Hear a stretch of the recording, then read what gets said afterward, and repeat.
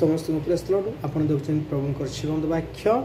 मु आशा करे आपण समस्त प्रभु अनुग्रह द्वारा भलर अच्छा आसतु आम एक जीवंत वाक्य ध्यान करवा जहाँ 2 Corinth 13 तार 5 पद तुम मैंने विश्वास अच्छे कि नहीं से विषय आपण परीक्षा कर आपण विचार कर मोर प्योर भाई भौणी मैंने ये आम दुईटा विषय को देखुचु आम विश्वास आम विचार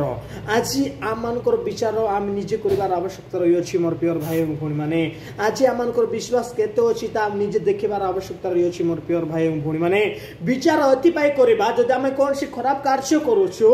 कौन सी पाप कर चिंता जब कौन सी पाप आड़ को नहीं जाऊँगी आम जापर जे ये चिंताधारा मंद अटे ये कार्य पाप अटे ये कार्य खराब अटे बोले आम जो विचार करवा से जापर जे कार्य भूल अटे से आम कौन हो पार मुक्ति हो पार मोर प्योर भाई भौणी मैंने जदि आम निजर विचार करवा नहीं ताले भूल कौन ठीक कौन आम जापर ना और कार्य ना मोर प्योर भाई भौणी मैंने आज आम मैंने कौन कर आज के जाने आम अजाणतार आम कौन कर पापर गति कर जाऊँ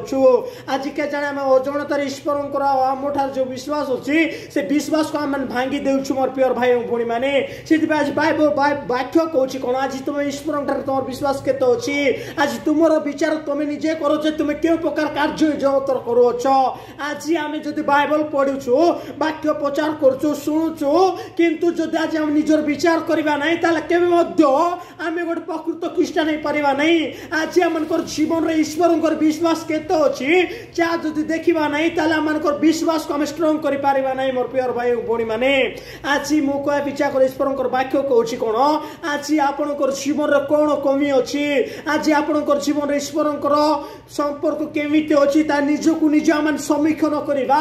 जदि कौन सी परिस्थिति बा कौन सी पाप द्वारा आपन कर मोर जदि ईश्वर संपर्क बिछि नहीं छी तले ईश्वर को निकट प्रार्थना करबा क्यों मान प्रार्थना करती जो मान निजर विचार करती जते बेला हम निजर चिंता को निजर कार्य को भाबु सेते बेला हमको लागे जे आज मु ईश्वर को ठार कोन हो जाई दूरे जाई ए पाप करबा हेतु ईश्वर मते छाड़ देई छथि ए पाप करबा हेतु ईश्वर का मोर विश्वास कोन जाई भांगी जाइए केते बेले आम माने जानि पारबु जेते बेले आपण मु निजर कौन करू विचार करू मोर प्योर भाई भौणी माने तो मु कह विचार करा जे आपण एवं मु निजको समीक्षण करवा आज आम केते प्रभु को ठारे लागि अछु आज आमनकर विश्वास केते ईश्वर ठारे अछि आज आमन कार्य को ठीक अछि ना खराब अछि ता माने आज निजको निजे परीक्षा करवा एवं जदि खराब अछि ता ईश्वर को निकट जाय प्रार्थना करवा आमनकर पाप मुक्त करिवे आमनकर विश्वास को प्रभु यीशु ख्रीष्ट बढ़ाइबे मोर प्योर भाई भौणी माने तो आज जीवंत वाक्य द्वारा प्रभु आपण मत कथा कहते आज कौन करवा आम निजर विश्वास को आम समीक्षण करवा निजर विचार करवा कहे जाना आज आम जानिक जानतर आम कौन कर ईश्वर ठारू आम बिछि नहीं जाइछु आम जानी जानी मध्य ईश्वर ठारू आम कौन हो बिछि नहीं कर ईश्वर विरुद्ध आम पाप करुछु ईश्वर